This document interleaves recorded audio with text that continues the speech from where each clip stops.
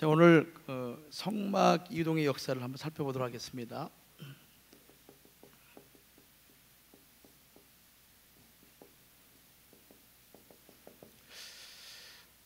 우리가 이 성막 이동의 역사를 살펴보기 위해서 하나님께서 성막은 성전의 예표죠. 성전의 예표인데 우리가 구속사적인 관점에서 하나님의 성막의 역사가 어떻게 역사 가운데 이루어왔는지 우리가 한번 살펴볼 필요가 있습니다. 우선 한번 전체적인 것을 우리 성도님들이 한번 이해를 하고 그 다음에 구체적인 내용을 들어가는 것이 여러분들이 도움이 되리라 생각됩니다. 성막이 완공된 시점은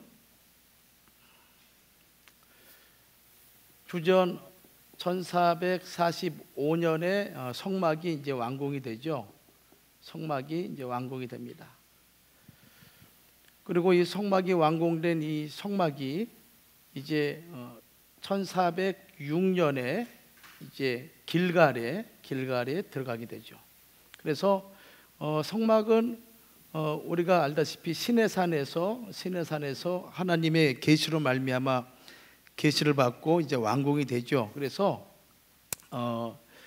이 시내산에서 계시받고 완공한 성막이 길갈까지 이 기간을 뭐라고 그러냐면 이 시기를 성막의 광야 시대라고 이렇게 얘기를 해요. 광야 시대라고 이렇게 얘기합니다. 그 다음에 이 1406년에 길갈에 도착하고 난 이후에 이제 가나안 정복 전쟁이 있죠. 가나안 정복 전쟁이 있는데 그것이 1400년 주전 1400 약 6년간의 이 시기를 무슨 시기냐면은 길갈 시대라 그래요. 길갈 시대. 왜냐면은 성막이 길갈에 있었기 때문에 이 시기를 가리켜서 길갈 시기라고 이렇게 얘기하죠. 그리고 난 이후에 이제 요 기간은 이제 6년의 기간입니다. 있고 난 다음에 성막이 언제 또 이동하냐면은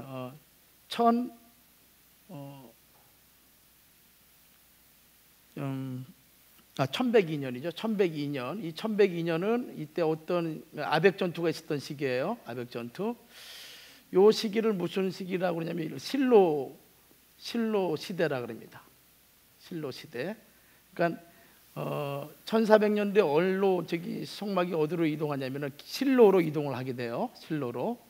그래서 6년 가나안 정복, 그다음에 이제 실로에서 10년 해가지고 16년에 가나안 정복 시간이 있는데 그때 1400년도에 실로에 이제 성막이 이동하게 됩니다. 그래서 이 1400년부터 1102년까지 주전이죠.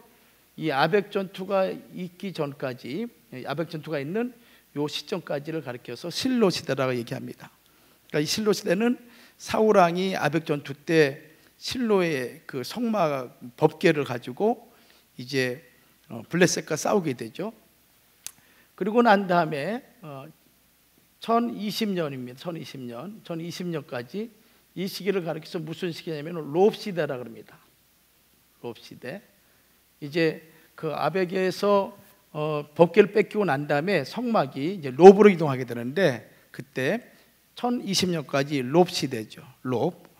롭의 장막이 있게 돼요. 그리고 이 장막이 이제 성막이 주전 599년에 어디로 이동하게 되냐면은 이때는 어떤 일이 발생이 되죠? 이때는 솔로몬 성전이 완공이 되죠. 그래서 솔로몬 성전이 완공이 되는데 주전 1020년부터 950년까지는 무슨 시대냐면 기브온 산당 시대라 그럽니다. 기브온 산당에 성막을 두었던 거예요. 기브온 산당에 성막을 두게 됩니다. 그리고 959년부터 이제 우리가 알다시피 예수 그리스도께서 AD BC 4년에 예수님이 이제 오시게 되는데 이 시기는 이제 우리가 알다시피 예루살렘에 성전이 있게 되는 것이죠. 예루살렘에 성전이 있게 되고 그리고 이 예루살렘 성전이 있게 된 요 시기를 좀 더 우리가 구체적으로 나눠 보게 되면은 요 시기는 이제 516년에 이제 수르바벨 성전이 이제 다시 재건이 되고, 그다음에 20년에 BC 20년에 이제 헤롯 성전으로 다시 개축되는 그런 과정이 요 솔로몬 성전 있고 난 이후에 이제 바벨론에 의해 가지고 성전이 파괴되죠. 파괴되는데 그 파괴되고 난 이후에 이제 유다인들이 올라와서 516년에 스룹바벨 성전을 다시 짓게 되고, 그리고 그 스룹바벨 성전이 또 부서지고 무너지게 되는데 BC 20년에 헤롯에 의해 가지고 성전이 다시 개보수가 돼요. 그렇게 해서 솔로몬 성전은 스룹바벨 성전, 예루살렘 헤롯 성전으로 이렇게 진행이 됩니다. 그리고 BC 4년에 우리가 알다시피 이제 예수 그리스도께서 이 땅에 오시죠. 그래서 요한복음 2장 19절 말씀 보면은 예수님을 가리켜서 참 성전이라고 이렇게 말씀하고 있어요. 이 성전의 역사가 여기서 끝나지 않고 이제 어떻게 또 진행되냐면은 예수 그리스도의 재림으로 말미암아 성전이 이제 완공이 되죠. 이것이 언제인지 우리는 알 수가 없어요. 언제인지 알 수 없지만은 재림의 시기이기 때문에. 그래서 요한계시록 21장 3절과 4절 말씀이나 또 역시 21장 22절 말씀 보면은 이제 하나님의 성전이 완성되는 그러니까 모든 구속 역사가 완성되는 어떤 그것을 성전의 완공으로 이렇게 살펴보고 있어요. 여기서 우리가 좀 살펴보면요, 성전의 역사는 우리가 그 에덴 동산에서 하나님께서 아담을 창조하시고 아담에게 하나님께서 하나님의 거룩한 신을 부어주신 것 자체가 무엇이냐면 바로 심령 성전을 이룬 것이죠. 심령 성전. 이 심령 성전이 타락으로 말미암아 이 성전이 이제 파괴가 됩니다. 파괴가 돼요. 타락으로 말미암아 죄가 들어온 이상 더 이상 하나님의 성전이 될 수가 없고 이제 강도의 구렬이 되는 것이죠. 이 파괴된 하나님의 심령 성전을 회복하는 역사가 이제 역사 속에 어떻게 드러나냐면은 첫 번째 성막으로 역사 속에 나타나는 거예요. 성막으로. 그리고 이 성막이 솔로몬 성전이 지어질 때까지 이 시기는 어떤 시기냐면은 성막에 의한 이동 성전 시기예요. 이동 성전 시기. 그리고 이제 솔로몬 성전이 완공되고 난 이후에 예수님이 오시기까지 이 시기를 가리켜서 우리는 고정 성전 시기라고 그러죠. 고정 성전. 예루살렘 성전을 중심으로 해서 예수님이 오시기 전까지 그 시기는 고정 성전, 예루살렘, 스룹바벨, 헤롯 성전 이렇게 고정 성전입니다. 그리고 이제 참 성전이신 예수님이 이 땅에 오시고 난 이후에 그 다음에 요 재림하시는 요 시기까지는 이제 무엇이 회복이 되는 시기냐면은 아담이 잃어버렸던 심령 성전을 회복하는 그런 시기인 것입니다. 심령 성전. 그래서 사도 바울이 고린도전서 3장 16절이나 고린도후서 6장 19절 이하의 말씀 보면은 우리를 가리켜서 뭐라 그래요? 너희가 하나님의 거룩한 성령의 처소다 이렇게 말씀하고 있잖아요. 그 말씀은 곧 우리가 잃어버린 아담이 범죄함으로 잃어버린 이 하나님의 성전, 이 성전을 그 회복하는 역사가 마지막 예수 그리스도의 초림과 재림 사건을 통해서 성취가 되는 거예요. 그 사건을 요한계시록 21장 4절 말씀 보면 뭐라고 말씀하셨냐면은 하나님의 성전이 이루어졌을 때 그때 이제 뭐라고 얘기했냐면은 눈물이나 그다음에 눈물이나 사망이나 애통하는 것이나 곡하는 것이나 그다음에 아픔 이것이 다시는 있지 않는다라는 말씀을 통해서 우리가 온전한 심령으로 회복된 것을 말씀하고 있어요. 실상 이것은 심령 성전이 파괴됨으로 창세기 3장에는 그것이 언급되어 있지 않지만은 그러나 실상 심령 성전이 파괴됨으로 말미암아 거기에 있는 문제 이것이 이제 결국은 너는 흑인이 흑으로 돌아가라라는 말씀으로 말씀하고 있지만은 그거에 대한 전반적인 것이 바로 요한계시록 21장 4절에는 눈물, 사망, 애통, 곡하는 것이나 아픔, 이것이 다시 없다라는 걸 통해서 심령 성전이 완성될 때 이러한 역사가 이루어지는 것이죠. 자, 이것이 성막, 즉 성전이 창세기부터 요한계시록까지 어떠한 과정을 통해서 하나님이 이루어져 갔는가라는 것을 볼 수가 있는 그런 측면이에요. 이런 관점에서 우리가 또 하나를 볼 수가 있어요. 왜냐하면은 이 성전과 뗄래야 뗄 수 없는 것이 어떠한 것이냐면은 그것은 이제 하나님의 나라예요. 하나님의 나라. 왜 그런가 하면은 성전은 하나님의 보좌가 되기 때문에 하나님의 보좌가 있는 곳은 반드시 하나님의 통치하시는 영역, 공간이 있게 돼요. 그걸 가리켜서 하나님의 나라가 성취되는 것이죠. 그래서 이 성전이 파괴됐다라는 의미는 다르게 얘기하면은 하나님의 나라가 이것이 파괴된 것이고 이것을 잃어버린 거예요. 잃어버림. 그러니까 단순히 사람이 범죄함으로 타락했다라는 것으로 끝나지 않고 영적인 세계는 엄청난 큰 사건이 벌어지는데 그 사건이 무슨 사건이냐면은 하나님의 성전인, 하나님의 좌소인 성전이 없어진 것이고, 두 번째는 그 성전이 없어짐으로 말미암아 하나님 나라가 상실해 버린 거예요. 그러니까 단순히 인간 하나의 타락이 그 사람의 죽음으로 끝나는 것이 아니라 엄청난 어떤 영계의 변화가 있는 것이죠. 또 그것은 그 아담 개인의 죽음으로 끝나지 않고 로마서 5장 12절 말씀 보면은 한 사람의 범죄함으로 모든 사람이 다 죽음이 왔다라고 얘기하고 있는 거예요.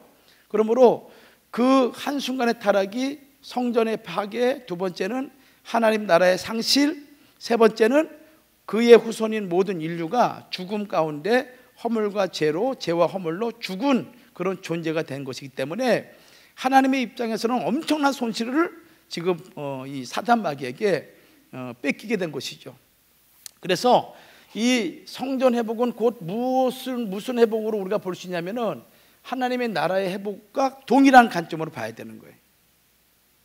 성전 회복은 무슨 회복과 동일한 관점이요? 하나님 나라, 천국 회복과 동일한 거예요. 이걸 꼭 여러분들 구속사 공부하시면서 여러분들이 꼭 염두에 둬야 되는 것이 이 부분이에요. 왜냐하면은 구원이라는 것은 하나님께서 창조, 타락, 구원이라는 의미 속에는 그 구원은 단순히 인간의 구원을만을 얘기하는 것이 아니라 인간의 구원 속에는 바로 성전의 회복과 그 다음에 하나님 나라의 회복이 같이 가는 거예요. 그래서 원로 목사님 늘 말씀하시는 것이 무슨 말씀이냐면은 영적인 세계와 보이는 세계가 같이 간다. 표면과 이면이 같이 간다. 이것이 결론에 가서 같이 만난다. 이것을 늘 그러니까 영적인 세계 따로 또 육적인 세계가 따로 가거나 그렇지 않는다는 거예요. 늘 같이 간다는 거예요. 자, 그런 면에서 에덴 동산에서 심령 성전이 파괴된 것은 하나님 나라가 파괴된 것이고, 이 하나님 나라가 파괴된 이 나라를 회복하기 위해서 하나님은 이제 창세기 15장에 하나님께서 무엇을 하냐면은 햇불 언약을 맺게 되죠. 햇불 언약을 맺게 됩니다. 자, 이 햇불 언약을 통해 가지고 하나님께서 이제 1차적으로 이 하나님의 나라를 완성하는 것이 언제 완성하냐면은 시내산 언약을 통해서 하나님이 완성을 해요. 시내산 언약을 통해서. 그래서 이 시내산 언약을 통해서 하나님이 이스라엘 백성과 언약을 맺으면서 그 언약을 맺은 이스라엘 백성을 뭐라고 표현하고 있냐면은 무슨 나라라고 얘기하고 있죠. 무슨 나라라고 얘기하고 있나요? 예? 제사장 나라라고 얘기하고 있잖아요. 그 전까지는 나라라는 표현이 한 번도 안 썼어요. 그런데 언약을 맺으면서 출애굽기 19장부터 23장이죠. 출애굽기. 그러면서 언약을 맺으면서 나라라는 용어가 공식으로 성경에 등장을 하고, 그 다음에 더불어서 그 나라를 이룰 백성이라는 단어가 공식으로 이제 나타나게 되죠. 그런데 이 백성은 어떤 백성이냐면은 거룩한 백성이라고 출애굽기 19장 5절과 6절 말씀에 기록되어 있어요. 따라서 이 시내산 언약은 곧 잃어버린 하나님의 나라를 회복하기 위한, 즉 아담이 범죄함으로 잃어버린 하나님 나라를 회복하기 위한 구체적인 그 역사가 시내산 언약이고, 이 시내산 언약을 통해서 이제 이스라엘 백성이, 이스라엘 나라가 하나님의 나라가 돼요. 이게 역사적으로 등장한 것이죠. 무슨 얘기냐면은 심령 성전이 우리 눈에 보이지 않잖아요. 아담의 심령 성전이기 때문에. 그런데 이 심령 성전이 파괴됨으로 그 성전을 이루기 위한 하나님의 역사가 역사 속에서 이동 성전, 즉 성막으로 나타나고, 그리고 고정 성전이 솔로몬 성전과 스룹바벨 성전, 헤롯 성전에서 나타나듯이 역사적으로 하나님의 나라가 딱 한 번 드러나는데, 그 나라가 어디냐면은 이스라엘 나라인 거예요. 자, 한번 찾아보죠. 우리 역대하 13장 8절 말씀 봐요. 그러니까 원로 목사님의 구속사 1권부터 9권까지 전체를 볼 것 같으면은 큰 그림을 여러분들 그리시고, 그다음에 구속사를 딱 대하다 보면은 이 사건이 이거와 연결됐고, 이렇게 거기 대지상이라든가 십계라든가 수많은 일들이 성전, 하나님의 나라, 그리고 그런 큰 범주에서 진행이 되고 있는 거예요. 자, 우리 역대하 13장 8절 말씀 보시죠. 8절. 이거 꼭 여러분들 체크를 해 놓으세요. 13장 8절 시작. 무슨 나라라 그랬어요? 예, 여호와의 나라라 그랬죠. 아니 세상 나라 가운데 근우가 혈과 육으로 구성되어 있는 나라를 여호와의 나라라고 칭하는 사람이 어디 있겠어요? 그런데 여호와의 나라라고 칭하는 이유가 있어요. 그것이 무엇인가 하면은 10절부터 12절까지 내용이에요. 요 내용이 있기 때문에 당당하게 유다 나라를 여호와의 나라라고 얘기를 하고 있는 거예요. 자, 무슨 말씀이냐면은 10절부터 12절 말씀 보면은 하나님을 섬기는 제사장들이 있다라는 얘기를 10절 말씀에 합니다. 하나님을 섬기는 제사장, 그 제사장은 신의 산에서 하나님이 지정하신 정통적인 대제사장 아론의 자손들이 우리를 섬기고 있다, 하나님을 섬기고 있다라는 그 얘기가 10절에 있고요. 11절에는 우리는 끊임없이 하나님께 제사 드리고 있다, 성전에서 진행되는 제사를 언급하고 있는 거예요. 제사를. 그리고 동시에 우리는 하나님께서 약속하신 신의 산 언약에서 약속하신 십계명을 우리는 끊임없이 드리고 있다라는 것이 11절 내용이에요. 11절 내용. 그 다음에 12절 말씀 보면은 하나님이 우리의 머리가 되시는다, 이렇게 10절, 11절, 12절 말씀은 남조 유다가 그냥 하나님의 나라가 여호와의 나라가 되는 것이 아니라 다윗의 나라라고 했을 경우에는 하나님을 섬기는 나라인데 거기에는 몇 가지 중요한 특징이 있음을 언급하고 있는 거예요. 즉 하나님이 지정하신 제사장이 있고, 두 번째는 조속으로 하나님께 제사들을 드리는 제사가 있고, 그리고 하나님의 언약을 지키는 언약인 십계명을 우리가 지킨다. 그리고 우리를 다스리고 주장하시는 분은 하나님이시다.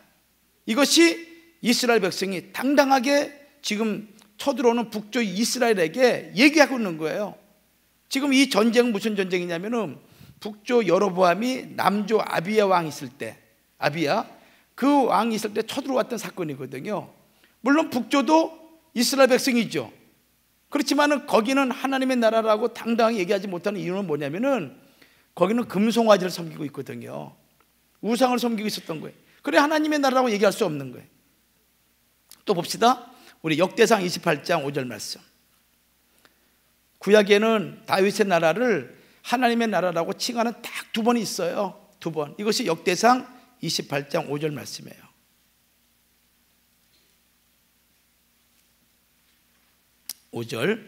우리 같이 한번 읽겠습니다. 5절. 자, 시작. 여호와께서 내게 여러 아들을 주시고 그 모든 아들 중에서 내 아들 솔로몬을 택하사. 무슨 나라의 위라 그랬어요? 여호와의 나라 위라 그랬어요. 여호와의 나라 위. 그 위에 앉혀 이스라엘을 다스리게 하려 하실세. 6절에 와서는요, 이제는 솔로몬을 다윗의 아들로 얘기하지 않고요, 하나님이 뭐라 그러냐면은 하나님의 아들로 딱 칭하고 있어요. 자, 6절 말씀 같이 한번 읽겠습니다. 시작. 내게 이르시기를 내 아들 솔로몬 그가 내 전을 건축하고 내 여러 뜰을 이는 내가 저를 택하여 내 아들을 삼고 나는 그 아비가 될 것임이라. 그러니 솔로몬이 얼마나 영광스러운 칭호를 받은 사람이겠어요. 그러니까 이 성경 역대상 28장 5절과 역대하 13장 8절 요 성경 두 구절은 여러분 꼭 암기해 두세요. 이것이 이스라엘 나라가 하나님의 나라가 됐다라는 결정적인 증거가 되는 거예요. 그래서 역사적으로 하나님 나라가 이제 다윗 왕, 즉 솔로몬을 통해서 성전이 완공됨으로 하나님 나라가 성취가 된 거예요. 역사적인 사실이에요. 그래서 1차적으로 성취가 됩니다. 그 다음에 2차적으로 이제 하나님의 나라가 어떻게 성취가 되냐면은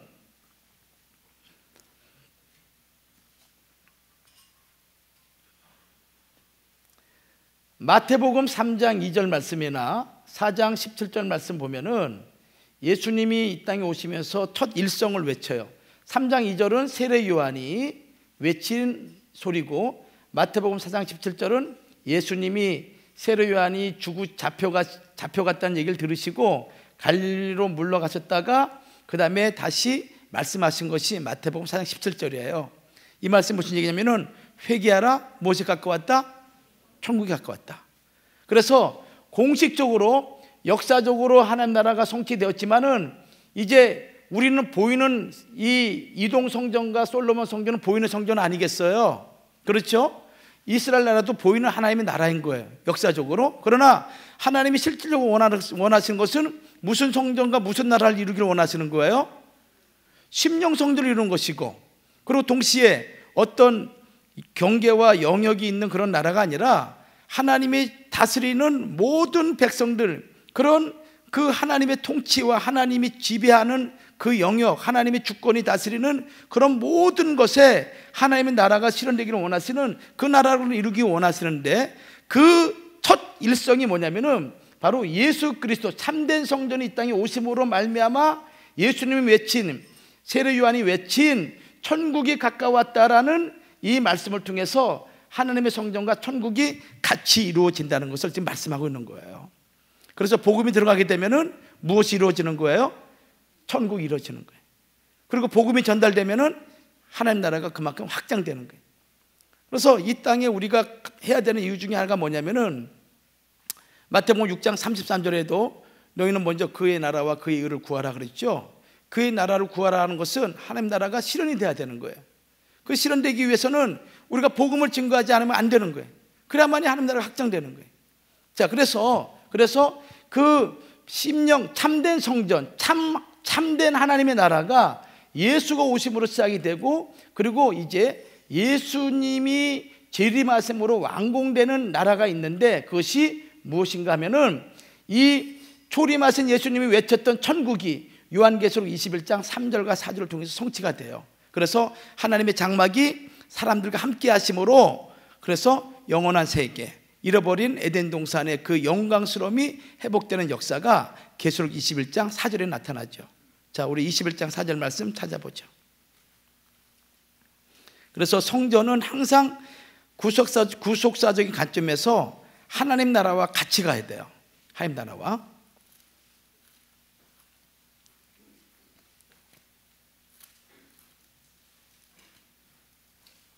자, 3절 말씀 같이 보겠습니다. 3절.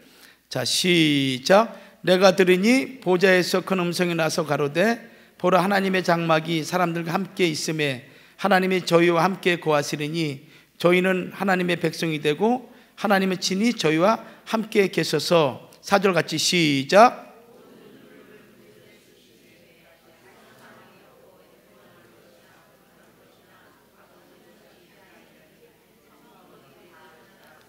자, 그렇죠? 그 다음에 6절 와서 이렇게 말씀하십니다. 또 내게 말씀하시되 뭐라고 그러셨어요? 이루었도다. 예, 모든 것이 이루어진 거예요. 개인의 회복도 이루어지고 하나님의 거룩한 성전도 회복이 되고 그리고 하나님 나라도 회복이 된 거예요. 다 이루었다. 이 말씀으로 요한계시록이 마침을 하게 돼요. 그리고 이제 21장 22절 말씀 봤더니 그 성 안에 성전을 내가 보지 못하였으니 이는 주 하나님 곧 전능하신 이와 및 어린 양이 그 성전이심이라 라는 이 말씀으로 이제 요한계시록 21장이 마무리가 돼요. 그러니까 모든 게 완료가 된 거예요. 그래서 궁극적으로 하나님의 구속의 왕성은 성전을 통해서 완성이 되는 것이고, 그 성전이 완공되는 그 시점에서 하나님 나라가 이제 마침이 되는 거예요. 자, 이것이 우리가 구속사를 성전의 관점으로 살펴본 구속의 역사의 흐름이고 또 하나님 나라의 흐름이에요. 제가 이제 시간이 되면은 제가 이 하나님의 나라 구속사적인 관점에서 살펴본 하나님의 나라를 한번 8번에 걸쳐가지고 제가 한번 강의를 할게요. 좀 깊이 있게. 그래서 그 하나님 나라의 모든 것들을 쭉 살펴보면서 과연 우리가 어떻게 하나님 나라를 성취시켜 나갈 것인가라는 것을 한번 제가 수요일 날 연속적인 집회를 통해 가지고 한번 말씀을 상고하도록 하겠습니다.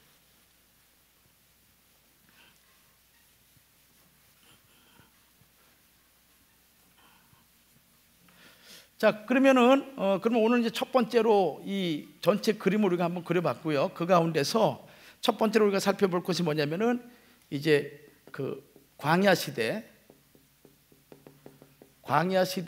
성막을 우리가 한번 좀 살펴보도록 하겠습니다. 자, 광야 시대 성막. 여러분들이 성막이라는 것은 하나님의 성전이죠.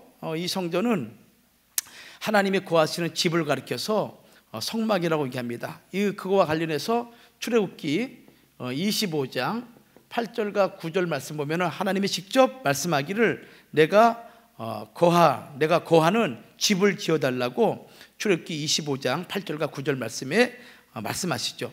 자, 그러면은 첫 번째로 성막이 지어진 장소하고 그다음에 시간을 한번 살펴보도록 하죠.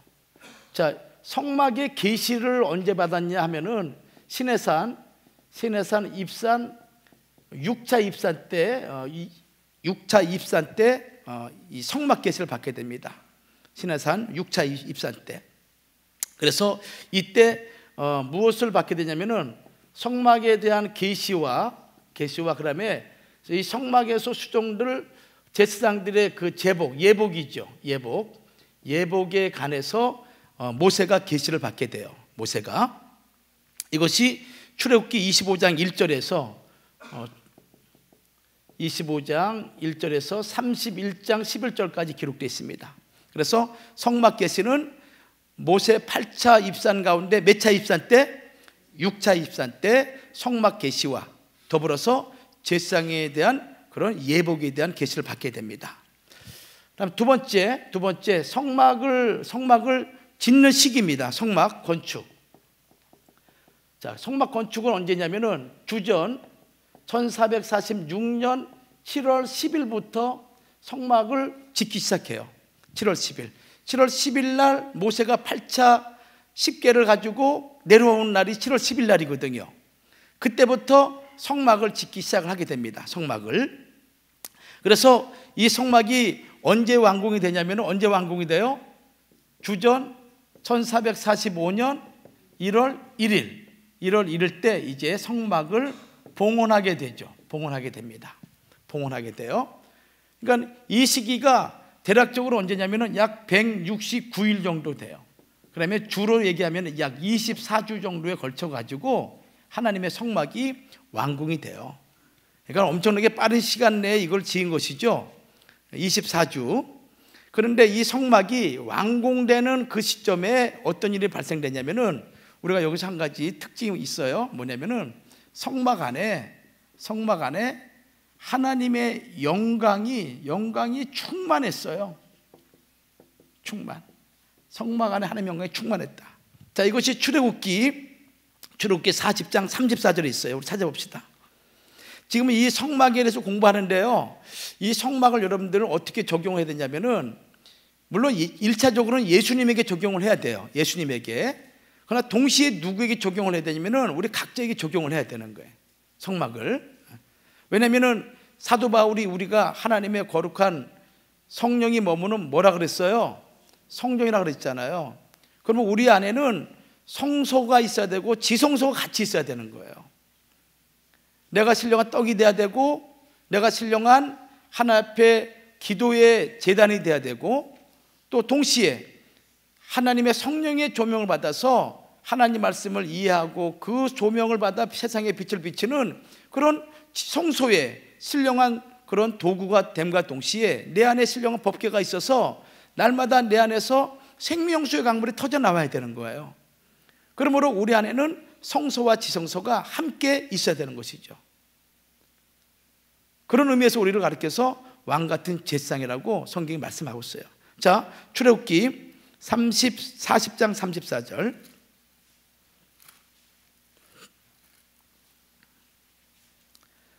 자, 같이 한번 읽도록 하겠습니다. 40장 34절 시작.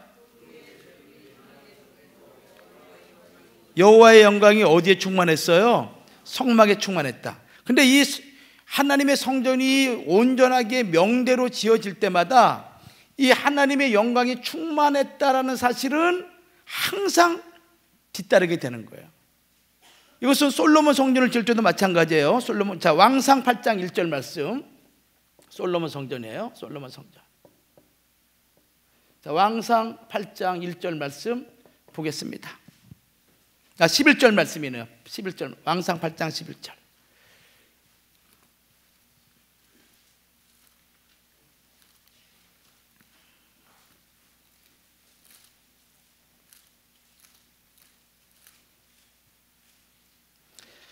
자, 같이 한번 읽도록 하죠. 11절 시작. 제사장이 그 구름으로 인하여 능히 섬기지 못하였으니 이는 여호와의 영광이, 그렇죠, 여호와의 영광이 전에 가득했어요. 가득했습니다. 그리고 이것이 또 예수 그리스도께서 이 땅에 오실 때 요한복음 1장 14절 말씀 보면은 예수 그리스도를 말씀이 육신이 되어서 오신 예수 그리스도를 봤더니 그 안에 무엇이 충만했어요? 은혜와 진리가 충만했다 그랬어요. 그러니까 그 얘기는 무슨 얘기냐면은 성막에 하나님의 영광이 충만했다, 솔로몬 성전 하나님의 영광이 충만했다라는 의미를 예수님을 통해서 우리가 비춰본다면은 그 안에 뭐가 충만한 거예요? 하나님의 은혜가 충만하고 하나님의 진리의 말씀이 그 안에 가득 찼다라는 것을 얘기하고 있는 거예요. 그것을. 그리고 이 성전 안의 충만함이 결국은 이제 우리 안에도 충만함이 넘쳐야 되는데, 그것이 요한계시록 21장 4절 말씀은 무엇으로 표현했냐면은 은혜와 진리로 충만한 그 결과를 아까도 얘기했지만은 인간이 피하고 싶은 그 영광스러운 하나님의 나라에 있을 때 우리에게 있지 않았던 5가지의 눈물이나 사망이나 애통이나 곡하는 것이나 병든 이것이 없는 상황, 그걸로 우리에게 말씀하고 있는 거예요. 그래서 여러분들, 우리가 성전이 되었다, 성막이 되었다, 내가 하나님의 거룩한 전이 되었다라고 했을 경우에는 우리 안에 하나님의 영광이 충만해야 됩니다. 왜 아멘 소리가 작아요? 네, 정말 하나님의 영광이 충만해야 되는 거예요. 하나님의 영광이. 자, 이것이 바로 성전 봉헌이죠. 자, 그러면은 두 번째로 이 광야 시대 성막 기간은 어떻게 될까요? 광야 시대 때 성막 기간.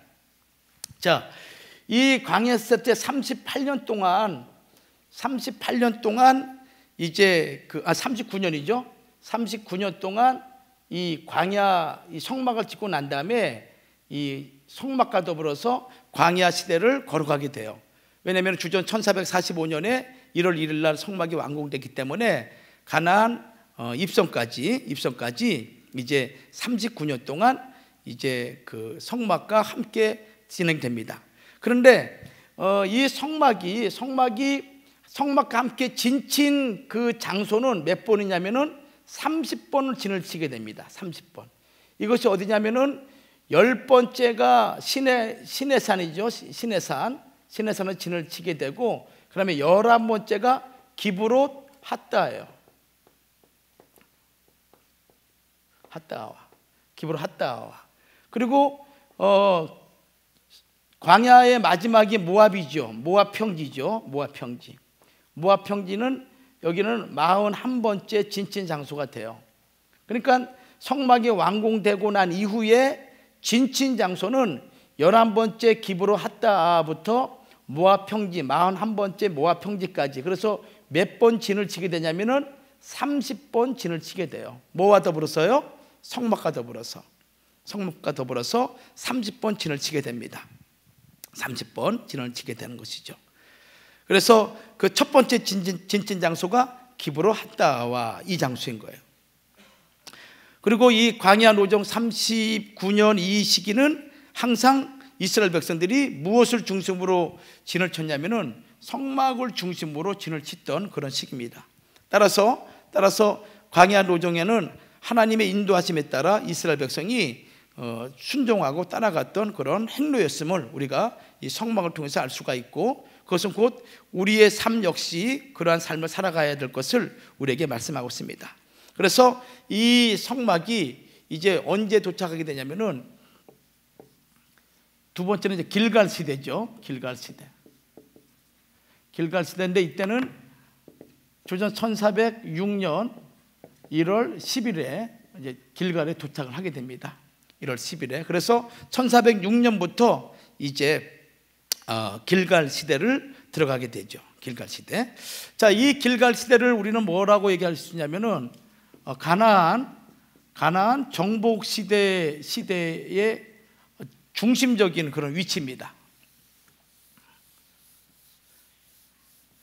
제가 한번 그 지도를 잠깐 그려볼게요.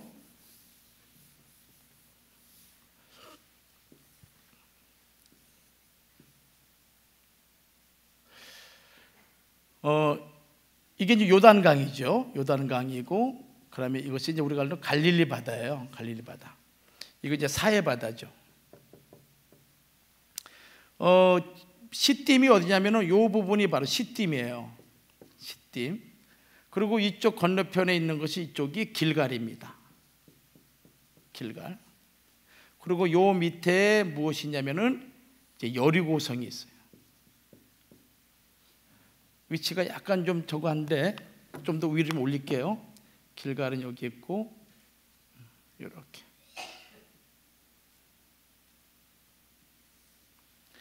그다음에 사해 이쪽에 보면 뭐가 여기에 이제 예루살렘이 있어요. 예루살렘. 여기가 이제 여리고성이죠. 여리고성. 그리고 길갈 위쪽에 뭐가 있냐면은 여기에 이제 실로가 있습니다.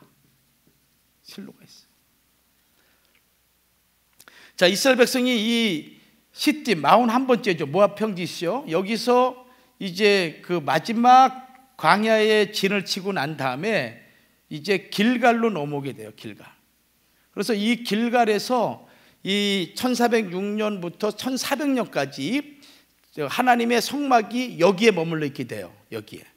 근데 여기에 머물러 있을 때 여호수아를 중심으로 해가지고 이스라엘 백성들이 어떻게 했냐면은 이 길갈을 그 가나안 정복의 거점 지역으로 삼게 됩니다. 거점 지역 이쪽으로 삼게 돼요. 이 거점 지역으로 삼으면서 여기서 이제 어떻게 하냐면은 여기서 가나안 정복 전쟁을 실시하는데, 이 길갈을 거점으로 삼게 된 이유는 뭐냐면 첫 번째로 무슨 이유냐면은 북쪽과 남쪽이 가나안 족속들이 서로 연합을 해가지고 이 지금 이스라엘 백성들을 또 도전해 올까봐 그것을 막기 위해서 이 중부 지역에다가 거점 지역을 이제 만들게 되죠. 그리고 이제 그다음에 두 번째로, 그래서 이 중부 지역을 여리고를 중심으로 아이성, 기브온을 점령하고, 그다음에 두 번째는 어떻게 하냐면은 두 번째는 이제 이 남부 쪽을 점령을 하게 됩니다. 이게 두 번째예요. 두 번째. 첫 번째는 중간에 거점을 지역을 하고, 그다음에 이곳에서 남부로 가가지고 남부를 평정을 하고, 그리고 다시 돌아오고, 그다음에 다시 세 번째는 이 남부를 평정했으면 다시 북쪽으로 가가지고 북쪽을 평정을 해가지고 다시 돌아오는 기간인데, 그 기간이 몇 년이냐면 막 6년간의 기간이었어요. 6년간의 기간. 그래서 이 지역에 가나안 정복이 아주 중요한 교두보로 삼았다는 것을 우리가 알 수가 있습니다. 자, 여호수아 우리 4장 19절 말씀 보시죠. 여호수아 4장 19절.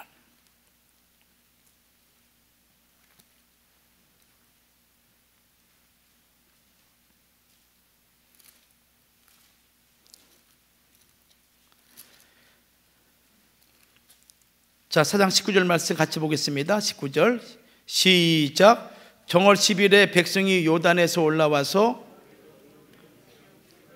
길갈의 진을 진침해서 이 진침에서 여기서부터 계속적으로 이스라엘 백성들은 이제 오르락 내리락 하면서 여기서 이제 전쟁을 일으키게 돼요.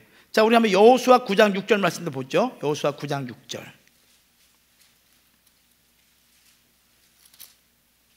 자, 기브온 거민과 관련된 거예요. 9장 6절 말씀. 자, 같이 한번 읽겠습니다. 시작. 그들이 자, 어디로 왔다 그랬어요? 길갈 진으로 왔다. 또 하나 더 보시죠. 여호수아 10장 43절. 10장 43절. 왜냐하면 우리가 이 근거를 우리가 잘 알고 있어야 돼요. 또 10장 43절 봐요. 시작. 여호수아가 온 이스라엘로 더불어 길갈 진으로 돌아왔더라. 이 얘기 무슨 얘기냐면요, 아모리와 모든 왕과 땅을 차지하고 그리고 전쟁에서 승리하고 난 다음에 다시 어디로 돌아온 거예요? 길갈로 돌아온 거예요. 길갈로. 그러니까 전쟁을 하고 여기에 머물러 있던 것이 아니라 다시 어디로 들어와? 여기로, 길갈로.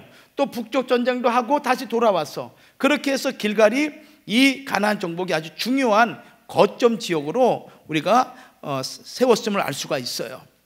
자, 그러면은 이 기간이 6년이라 그랬는데 이 6년의 근거가 뭐냔 말이에요. 6년의 근거가, 이 6년의 근거를 우리 살펴보기 위해서는 여호수아 14장 10절 말씀과 7절 말씀을 우리가 좀 살펴볼 필요가 있어요. 자, 우리 여호수아 14장 우리 10절과 7절 말씀 봐요.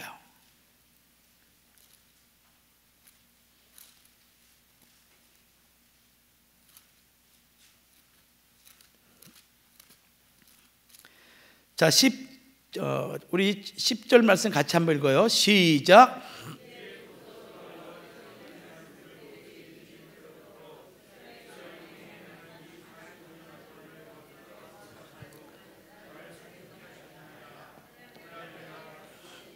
자, 됐습니다. 이 갈렙의 지금 얘기거든요. 갈렙이 지금 얘기하고 있던 그 시점이 그의 나이가 85세예요. 85세. 근데 이 시기가 언제냐면 가나안 정복을 마쳤던 시기예요. 어디냐면 지금 여호수아 14장 15절 말씀 보면은 헤브론의 옛 이름은 기랏 아르바는 아낙 사람 가운데 가장 큰 사람이었더라. 그 땅에 무엇이 그쳤다 그랬어요? 전쟁이 그쳤다. 그러니까 첫 번째로 이 가나안 정복 전쟁을 1차적으로 완성한 시기가 바로 갈렙이 그의 나이가 85세인데 그때가 언제냐면 주전 1400년이라는 거예요. 주전 1406년입니다. 근데 지금 무슨 얘기를 하고 있냐면은 그의 나이가 몇 살이라고 그랬어요?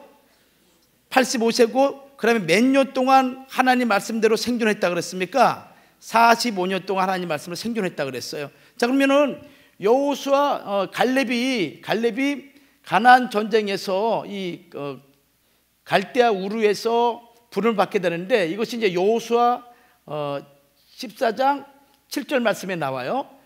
자, 그 갈대아 바네아에서 사건이죠. 이 갈대아 바네아 사건은 언제냐면은 주전 1445년에 발생한 사건이에요. 1445년에 이제 갈대아 바네아를 이제 그 정탐하는데 그때 갈렙의 나이가 몇 살이냐면은 같이 보시죠. 7절 말씀. 자, 여기 7절 시작. 내 나이 40세. 자, 이때 갈렙의 나이가 몇 살인 거예요? 40세라 그랬어요. 40세. 그러면은 1445년이죠. 그때가 갈렙의 나이가 40세인 거예요. 그러면은 가나안을 이거 지금 아니죠. 1400년이죠. 1400년. 가나안을 정복할 때가 언제예요? 1406년이죠. 1406년이에요. 그러면은 1445년 그리고 1406년이니까 요 때의 나이가 이게 몇 살이겠어요? 요 때 나이가 39년이죠. 39년. 그렇죠?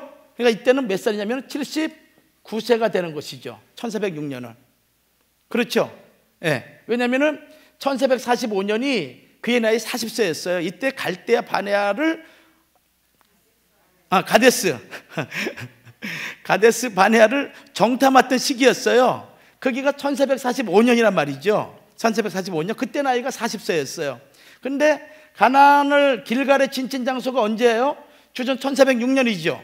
그러니까 40세에서 39년이니까 1445년, 1406년 빼면 39년 나오는 거 아니겠어요? 그러면 이때 나이는 몇 살이에요? 79세죠.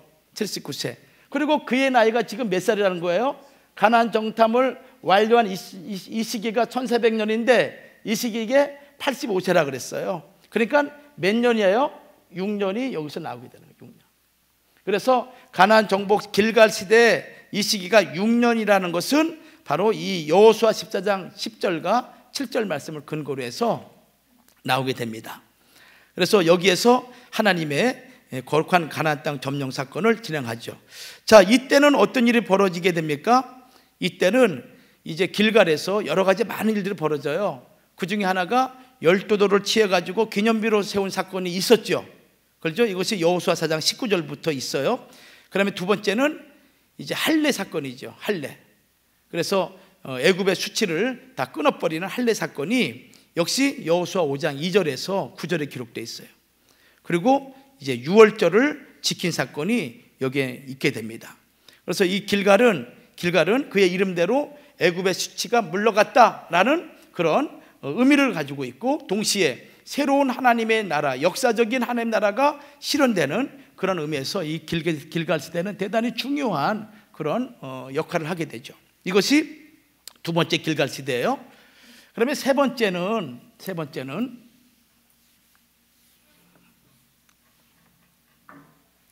오늘 실로 시대까지만 할게요. 실로. 자, 실로 시대입니다. 자, 이 실로 시대는 주전 몇 년이냐면은 1400년부터 1102년까지, 그러니까 아벡 전투가 있을 때까지의 그 시기입니다. 이 실로라는 의미 속에는 대단히 중요한 그런 의미를 가지고 있죠.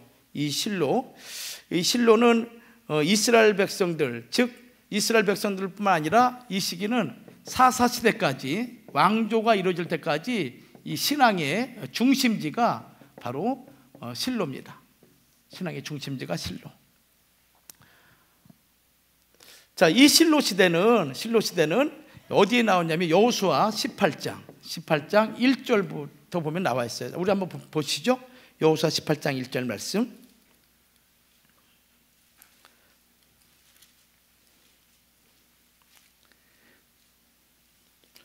자, 우리 같이 한번 읽겠습니다. 18장 1절 말씀. 시작.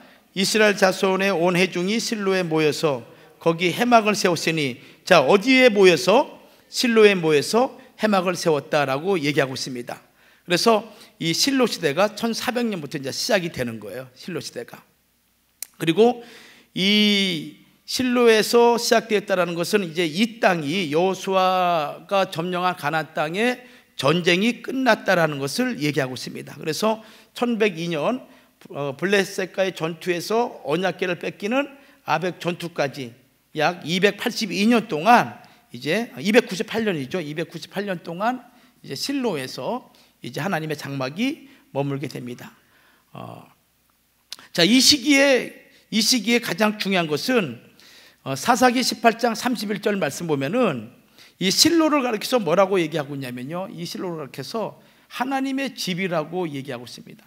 하나님의 집. 그만큼 이 실로는 신구약에 있어서 메시아와 관련된 있는 아주 중요한 단어를 이 말씀을 통해서 얘기하고 있는 거예요. 이것이 그래서 사사기 18장 31절에는 하나님의 집이라 그랬고, 그다음에 에레미야 7장 12절 말씀 보면은 하나님께서 에레미야 선지를 통해서 말씀하기를 내가 처음으로 내 이름을 둔 장소다라고 얘기하고 있습니다. 하나님의 이름을 둔 장소. 이것이 에레미야 7장 12절에 기록되어 있어요. 그만큼 하나님의 뜻과 하나님의 마음이 머물리는 장소가 이 실로라는 거예요. 자, 우리 에레미야 17장 2절 말씀 봐요. 7장 12절.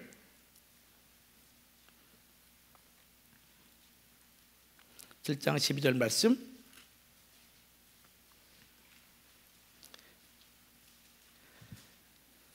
자, 같이 한번 읽도록 하겠습니다. 같이 한번. 자, 시작.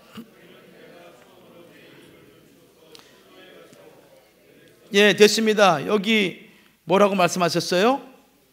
예, 처음으로 내 이름을 둔 처소라고 얘기하고 있습니다. 처음으로 내 이름을 둔 처소라고 얘기하고 있습니다.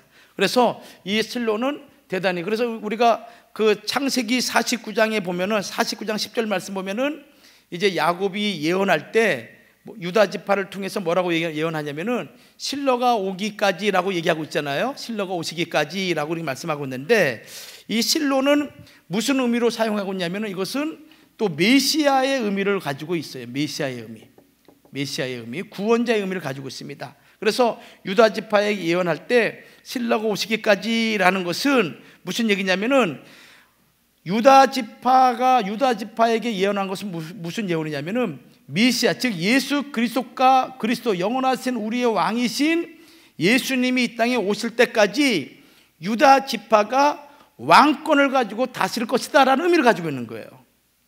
그리고 실로가 오시게 되면은, 즉 메시아가 오시게 되면은 그 왕권이 유다의 자손인 메시아를 통해서, 예수님을 통해서 영원한 하나님의 나라가 이루어질 것이다라는 그런 예언을 창세기 49장 10절에서 야곱이 유다 지파를 통해서 하게 되는 거예요. 그런 면에서 실로는 메시아와 관련되어 있고 하나님의 집, 그리고 하나님의 이름을 처음으로 둔 장소라 이렇게 얘기할 수 있습니다. 그리고 여기에서는 이제 어떤 일이 있었냐면은 길갈에서 가나안 정복 전쟁을 시작했죠. 그 다음에 두 번째는 이 실로에서는 무슨 일을 했냐면은 이제 12지파에게 가나안 땅을 분배를 하게 돼요. 분배.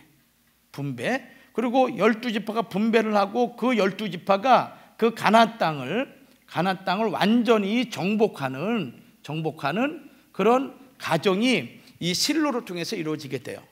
그러니까 길갈에서는 가나안 여호수아 장군을 중심으로 해서 가나안을 정복 전쟁을 하게 되고, 그 정복하고 난 이후에 두 번째는 이 실로에서 12지파에게 땅을 분배해서 너희 지파는 여기 이렇게 갖도록 그 영역을 확정짓고, 그리고 그 지파들이 가서 그 땅을 점령하는, 완전히 정복해서 내 것으로 만드는 그런 그 역사가 이 실로를 통해서 이루어졌다는 것입니다. 그런 면에서 이 실로는 대단히 중요한 그런 의미를 가지고 있습니다. 자, 이 실로에서 하나님께 제사를 드릴 때 이제 그 제사와 관련된 것은 우리가 이제 실로까지는 법궤와 법궤와 성막이 같이 있었지만은 이 아벡 전투를 통해 가지고 법궤를 빼앗기고 이제 성막만 남게 돼 있어요. 분리가 됩니다. 이제 아벡 전투 이후로는. 그래서 법궤가 분리되고 이제 성막이 분리가 돼요. 그래서 그 전까지 이제 누가 이 실로에서 성막을 섬겼냐면은 이다말 계통의 엘리 제사장이 이제 성막의 대제사장으로 섬겼죠. 그래서 엘리 대제사장이 있을 때 아벡 전투가 있었고, 그 아벡 전투 때 엘리의 두 아들이 전쟁에서 죽게 되고 법궤 빼앗기고 엘리도 죽게 되는 그런 일이 벌어지죠. 그러니까 그때까지는 그 아론의 그 자손 가운데서 이제 나답과 아비후시 죽게 되고, 그다음에 이다말과 엘리에셀이 있는데 이다말이 성막에서 대제사장의 사역을 감당하게 돼요. 이것이 실로까지입니다. 그리고 실로 이후에는 이제 이다말과 엘리에셀 두 사람이 나눠지게 되죠. 자, 이것이 바로 실로까지의 가정입니다. 자, 우리가 이런 가정을 통해서 우리가 알 수 있는 건 뭐냐면요, 나중에 설명드리겠지만은 성막과 법궤가 같이 가다가 나눠지는 분리 사건, 이것이 솔로몬 성전을 통해서 하나가 되는 사건은 곧 우리의 그 영혼의 문제와 관련되어 있는 문제예요. 우리의 육과 영혼의 분리와 그것이 하나가 이루어져 가는 또 가정의 문제이기 때문에 이 문제는 다음 시간에 여러분들 말씀을 같이 나누면서 상고해 보도록 하겠습니다. 자, 그리고 이제 제가 결론적으로 좀 잠깐 여러분 우리나라와 민족으로 잠깐 말씀을 드릴게요. 지금 우리가 미국에 있지만은 우리 대한민국 상당히 위기를 만나고 있습니다. 위기를 만나고 있어요. 그래서 이제 뭐 3월달 아니면은 우리가 탄핵 정국을 맞이한다 그러는데, 물론 이제 하나님이 우리나라를 반드시 도와주십니다. 그것은 하나님이 우리나라를 통해서 역사하고자 하는 것이 분명하기 때문에 그것은 변함이 없습니다. 그런데 여기서 가장 중요한 것은 주의 백성들이 지금 뜨겁게 기도하는 것이 중요한 문제예요. 그 어떤 사람이 이런 얘기를 했어요. 무슨 얘기를 했냐면은, 지금 이 시기를 무슨 그 전술을 하고 있냐라고 얘기하냐면은, 이렇게 얘기합니다. 청야 전술을 지금 하고 있다라고 얘기했어요. 청야 전술이요. 청야 전술.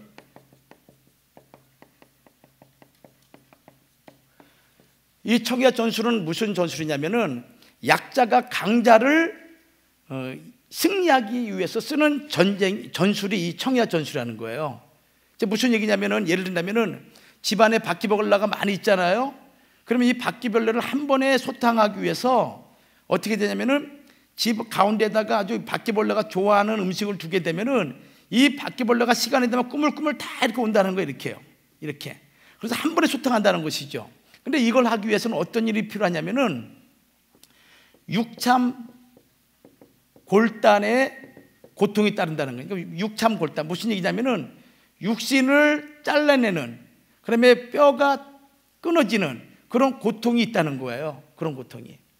그러면서 전문가들이 얘기하기를, 지금 박근혜 대통령이 하야를 하지 않고, 그렇게 하는 하야를 하지 않고 탄핵 정국까지 가는 이유는 이 하나님께서 우리나라를 새로운 나라로 세우기 위해서 친북 좌파 용공 세력들을 한 번에 정리하기 위한 하나님의 역사라라고 이렇게 이것을 보는 전문가들이 그렇게 얘기를 하고 있는 거예요. 그리고 지금 모든 친북 좌파 용공 세력 다 나왔습니다. 그리고 심지어 광화문에는 말이죠, 여러분들, 대통령의 머리를, 죽은 사람의 머리를 잘라가지고 걸어놓는 것이 효수라 그러잖아요. 머리를 걸어놓고 대통령의 머리를 발로 애들이 차고 다니고요. 국회의사당에서는 그 박근혜 대통령의 얼굴만 바꿀 뿐이지 여제 수치 다 드러내고, 이런 수많은 것들을 경험하면서도 불구하고 이것을 묵묵히 있는 이유는, 이것은 이런 전술을 쓰기 위한 아주 고도의 작전이다라고 이렇게 얘기하면서, 우리가 이 시기에 이런 우리나라가 통일한국을 통해서 마지막 하나님의 뜻을 이루기 위해서는 우리가 이때 이 모든 일이 잘 성취되도록 성도들의 기도가 특별히 필요하다는 얘기를 강조를 하고 있거든요. 그래서 제가 그 얘기 들으면서, 이 얘기 우리 교인들 꼭 얘기를 해줘야겠다. 여러분들, 이 시기가 대단히 중요한 시기입니다. 그리고 지금 촛불 세력이 어느 정도는 왕성했다가 지금 어떻게 됐어요? 점점 줄어들게 되고 태극기 바람으로 몰아치고 있거든요. 모든 전세가 지금 바뀌어지고 있어요. 이럴 때 우리가 남보듯이 얘기하지 마시고요, 여러분들 기도를 꼭 해주세요. 그래야만이 우리가 하나님 앞에 설 때 부끄럽지 않게 되는 것입니다. 그래서 나라와 민족을 위해서 기도할 때 특별히 기도 많이 해주시고, 새벽기도 나와서 기도 많이 해주세요. 그래야 우리나라가 잘 돼야 우리도 든든히 서가는 거예요. 할렐루야. 아셨죠? 기도하시겠습니다. 고마우신 아버지 하나님, 은혜를 감사합니다. 오늘도 주께서 우리와 함께 해주시고, 성막 건축 과정, 또 성막의 이동 과정을 통해서 우리의 삶을 다시 한번 생각하며 우리가 온전한 하나님이 원하시는 성전으로 변화받을 수 있는 믿음의 사람들이 되도록 우리를 축복하여 주시고 도와주시옵소서. 나라와 민족이 위기 가운데 있을지라도 이 모든 것들이 하나님의 주권적인 섭리 가운데 진행될 줄 믿사오니 먼저 감사함을 드립니다. 하오나 아버지 하나님, 우리로 하여금 기도하게 하시고, 우리로 하여금 더욱더 하나님 조국과 대한민국을 위해서, 이 나라를 위해서 하나님께 맡길 수 있는 뜨거운 기도의 시간을 우리 모든 성도들에게 허락하여 주시옵소서. 될 줄로 믿사옵고 예수를 받들어 감사하며 기도 올리옵나이다. 아멘. 감사합니다.